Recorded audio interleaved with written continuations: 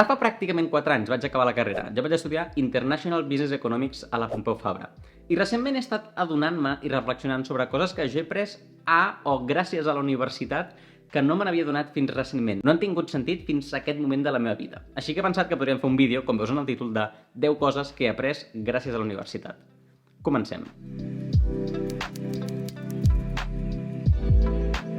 Per donar-te una mica de context, IB és una mica una barreja entre Administració i Direcció d'Empreses i Economia, es fa tot en anglès, i ho vaig fer a la Universitat Pompeu Fabra, que és una de les universitats públiques, crec que més conegudes de Barcelona i de Catalunya. Personalment em va agradar molt i ara em dedico al món del màrqueting, que és una de les sortides quan estudies aquestes coses del món econòmic i empresarial. Però bueno, començant ja amb la primera idea. Volia parlar del tema sobre si el que aprens a la uni et serveix després a la vida laboral o no. I aquí et diria que no ho hauríem de mesurar sobre si exactament el que t'ensenyen després ho apliques o no. És com el típic de otro día sin utilizar la ecuación de segundo grado. Sinó que gran valor del que jo vaig aprendre a la universitat és la manera com t'ajuda a entendre el món, la visió que et dona el món. Al cap i a la fi, la nostra formació i les persones que ens envolten influencien molt la visió que tenim del món.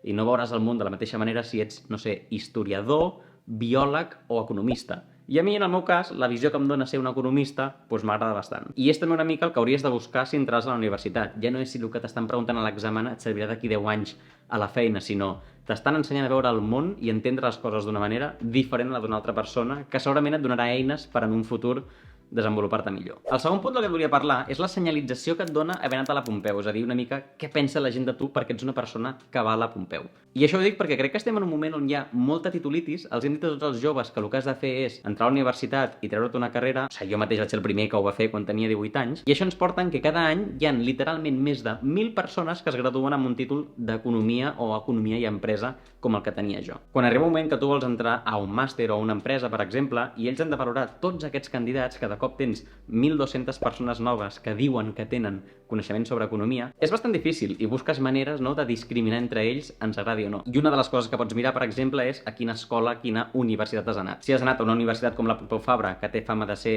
dura, exigent i competitiva, vol dir que segurament ets una persona que se sap moure en ambients durs, exigents i competitius. I si tu com a empresa busques una persona d'aquest perfil, doncs és bastant probable que si esculls algú o consideres un candidat que hagi anat a la Pompeu Fabra, estiguis també agafant aquestes habilitats en una persona. Llavors, si torno a la meva pròpia experiència, tampoc t'ho puc confirmar perquè no he parlat amb gent que m'hagi avaluat per un procés de selecció o així, però crec que és una situació que a vegades m'ha donat algun avantatge. No és definitiu, però són les normes del joc. Jo només t'explico com són les normes. T'agradarà o no, et beneficiaran o no, però bueno, jo estic veient que el món funciona una mica així. I el mateix fenomen passa amb la gent que va a Harvard, a Oxford i a ESADE. Aquí no acabem d'inventar res. També et volia comentar el fet d'estar envoltat de persones que tenen interessos similars als teus i que estan allà perquè volen ser-hi, perquè són intel·ligents o perquè són currantes i han decidit que volien entrar en aquella carrera. La qüestió és que jo em vaig adonar que la gent que coneixes, les amistats que fas abans d'això, dels 18 anys potser, és una mica aleatori i al final és gent que ha coincidit que anàveu a la mateixa classe al col·le o que estiuejàveu al mateix lloc i llavors acabes fent amistat amb aquestes persones, però no necessàriament compartiu els mateixos gustos. Mentre que aquí jo em vaig trobar que als 18 anys entrava a un lloc on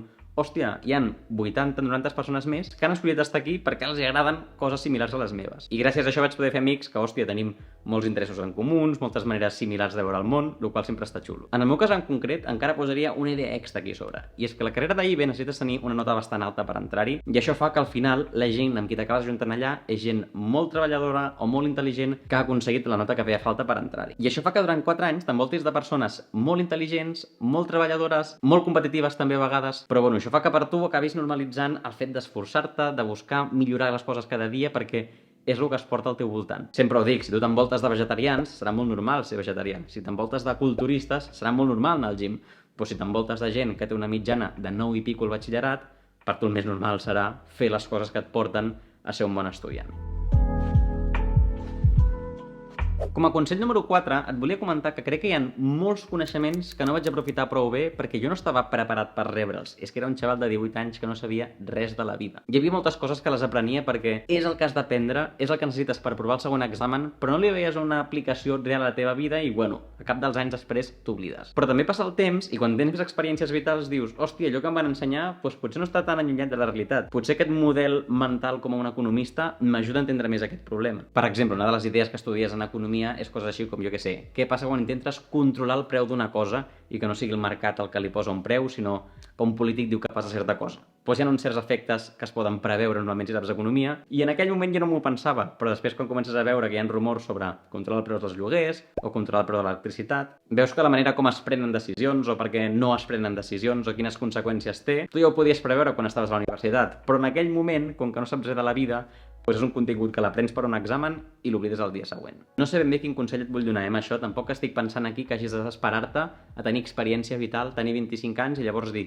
ara aniré a la universitat. Tampoc tinc clar que sigui la millor opció, però bueno, que ho sàpigues, que moltes coses que t'expliquen després potser acabes veient que sí, hòstia, això tenia sentit. I això ho puc lligar també amb el 5è punt, que és que també crec que vaig tenir professors molt bons que en aquell moment no els vaig saber valorar, no els vaig saber aprofitar, també, perquè el que deien estava bé, però jo no veia el valor d'allò, perquè no tenia experiències vitals en què aplicar-ho. Un d'aquests professors, per exemple, va ser el Joan Tubau, que ara s'està fent bastant conegut i té un podcast superinteressant que et recomano, però bueno, jo el tenia en una classe i a mi m'agradava el que explicava, però crec que ara m'agrada molt més quan el segueixo i a vegades dic, hòstia, el que pagaria per tornar a les seves classes un cop a la setmana. I d'ell precisament recordo que vaig escoltar el millor consell que m'han donat a la uni, i crec que també és la idea que t'has d'emportar d'aquest vídeo si estàs a la uni. I és que quan acabis la universitat no busquis una feina, no busquis un sou, busca un jefe. Busca una persona que tingui ganes de formar-te, que et doni oportunitats, que et doni visibilitat, i busca sobretot envoltar-te de persones que siguin millors que tu i començar a aprendre. Perquè quan t'incorpores al món laboral és quan comences a aprendre. El que et deia, tu vas als 18 anys siguent un xaval sense experiència vital i als 22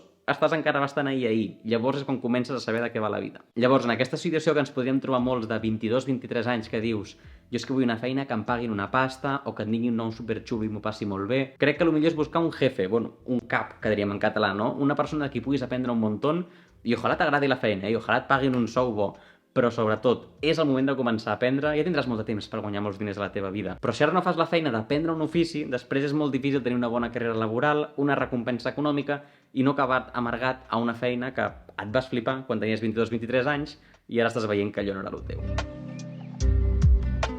I vaig a buscar una mica d'aigua perquè m'estic quedant amb la boca seca.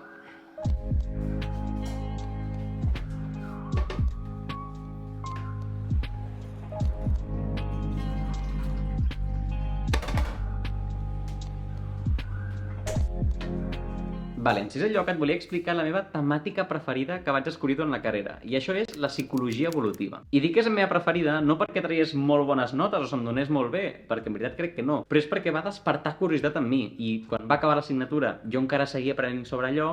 De fet, avui, 4 anys després, encara és una temàtica que tinc bastant present a la meva vida. I bueno, m'estic anant ja una mica per les rames, però crec que això també és algo molt bo de la universitat, que pots accedir a àrees del coneixement que jo no sabia ni que existia, i que quan ho descobreixes, hòstia, et crida molt l'atenció, et desperta una curiositat en tu que fa que, no sé, es converteixi en una idea que tens a la teva vida molt present. Però bueno, tornant a la psicologia evolutiva, el que fa és que explica molts comportaments humans com a una resposta que ja ha tingut l'espècie humana a l'adaptació i a l'evolució durant tots els centenars de milers d'anys que portem visquent a la Terra. I a mi em va fascinar el fet que donava resposta a moltes coses que jo em preguntava a mi mateix. Jo què sé, la típica idea de per què tenim sempre por al què diran i ens importa tant l'opinió de la gent? Bueno, doncs això té un sentit evolutiu i ha sigut molt útil per la humanitat durant molts anys. La qüestió és que els humans, durant la nostra història, hem sigut un animal una mica més intel·ligent que els altres, però un animal. I per sobreviure, el que era més òptim per nosaltres era viure en grup, per així tenir accés al menjar, protegir-nos entre nosaltres, etc etc. Si estaves en un grup, era molt més probable que sobrevisquessis. Llavors, si ens situem fa milers d'anys, els humans que tenien aquesta sensibilitat de preocupar-se què opinaran de tu i comportar-se una mica per agradar als altres, eren els humans que al final eren acceptats al grup, no? Perquè entre nosaltres tots volem estar en un grup de gent que ens caigui bé. Si al mateix temps existien humans que no tenien aquesta preocupació dintre seu i els donava igual el que pensessin d'ells, segurament feien coses estúpides que segurament als altres humans no els agradava pel seu grup i els deixaven fora del grup. Què acaba passant al llarg de milers d'anys? Doncs que aquests humans que els hi preocupa el que diran d'ells viuen en el grup i aconsegueixen sobreviure perquè s'ajuden els uns als altres i arriben fins avui, i els altres humans no acaben sobrevisquent, no acaben procreant, no passa la seva descendència i no arriben als nostres dies. Llavors, mentalment, el nostre software mental està programat perquè ens importi. Potser fins a un punt exagerat a l'any 2022. En fi, la psicologia evolutiva parla de molts més temes, a part que aquest, així que no sé si t'agrada aquest rotllo, deixeu als comentaris i potser podem fer un altre vídeo més endavant. Idea número 7. Mare de Déu, com m'estic enrotllant avui. La idea número 7 és que a la universitat t'ensenyaran molt bones hard skills, molt bon coneixement, però són igual d'importants després per la vida les soft skills, el que diríem més habilitats i sobretot habilitats interpersonals que podem tenir amb altres éssers humans. M'estic referint a coses com parlar en públic, saber-te explicar amb claredat, saber crear connexions amb persones, saber negociar. És tan o més important, bueno, potser no és més important, però és bastant important perquè tu pots ser la persona que més sap del món en economia, en física o en història, però si després no et saps explicar, de poc et serveix això. Et servirà per algunes coses, però també és molt important que durant aquella època de la teva vida també, hòstia, practiquis molt parlar en públic, practiquis molt conèixer noves persones, perquè són coses que després potser encara no ho saps, però necessitaràs a la teva vida. Aquesta idea ja d'enllaço també llavors amb el punt número 8, que és que aprenguis coses per internet. I crec que internet precisament, per tenir els coneixements potser de la universitat encara no està tan bé, la universitat donarà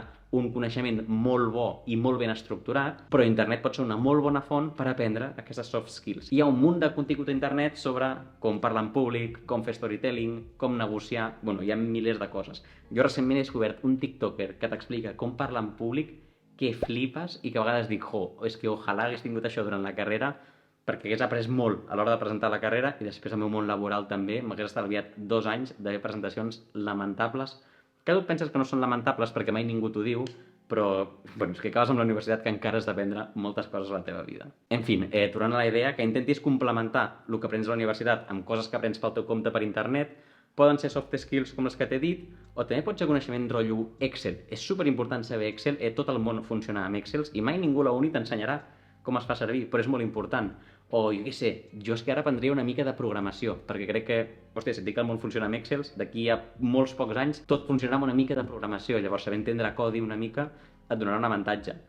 No sé, tampoc vull enrotllar molt ara, no et vull dir ara què has d'estudiar i què no, però sí que crec que és una molt bona estratègia anar complementant el teu coneixement formal de la universitat amb cosetes que puguis aprendre per internet. Idea número 9. Aquesta la vaig aprendre a la mateixa assignatura on vaig descobrir la psicologia evolutiva. Ja veus que allò va ser una festa per mi.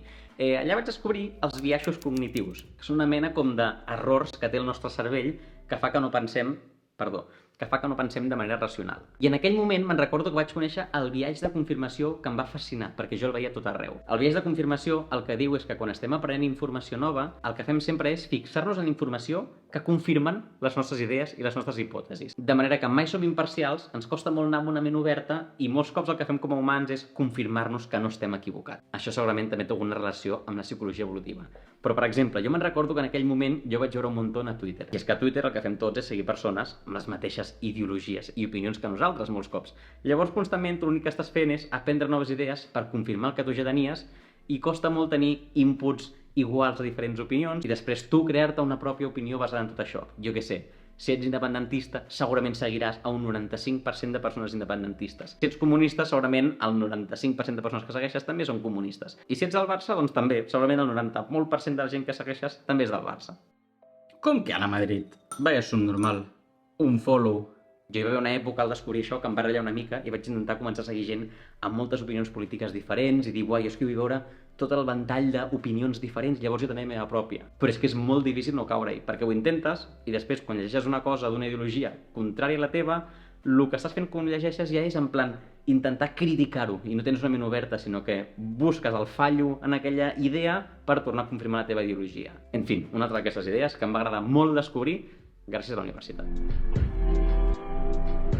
I en últim lloc, però no menys important, tenim una idea del Nassim Taleb i segurament de qualsevol persona de les Pompeu Fabres també, però aquesta idea és que vagis a festes. Aquest senyor que et dic, el Taleb, és un investigador, assagista, bueno, és bastant conegut en alguns cercles i me'n recordo aquest consell seu de go to parties, vés a festes, perquè el que diu és que és l'ambient perfecte per començar a conèixer gent que t'interessarà molt conèixer potser en altres aspectes de la teva vida. I, hòstia, a vegades penso, ojalà m'hagués arribat a mi abans aquest consell. La qüestió és que vagis a festes, i no només a festes, també ves a festes, però ves a tots aquests esdeveniments que, tot i no ser estrictament acadèmics, serveixen perquè aquestes connexions amb persones que, hòstia, casualment tenen mateixos interessos que tu, s'estan formant per treballar en sectors professionals similars als teus, segurament els trobaràs un dia preparant un examen o que et poden ajudar amb una idea que tu no sabies i és una molt bona oportunitat de fer aquest networking a la vegada que tu estàs passant bé. O sigui, sisplau, no vagis a festes pensant estratègicament de m'he de fer amic d'aquell perquè m'interessa. O sigui, ves a la festa perquè tu passes bé. Però si el que volem és ser una mica intel·ligents i maximitzar tots els beneficis que ens pot donar la universitat, doncs a part d'aquest coneixement, també hi ha moltes experiències que ens poden ser molt útils quan després volem tenir una vida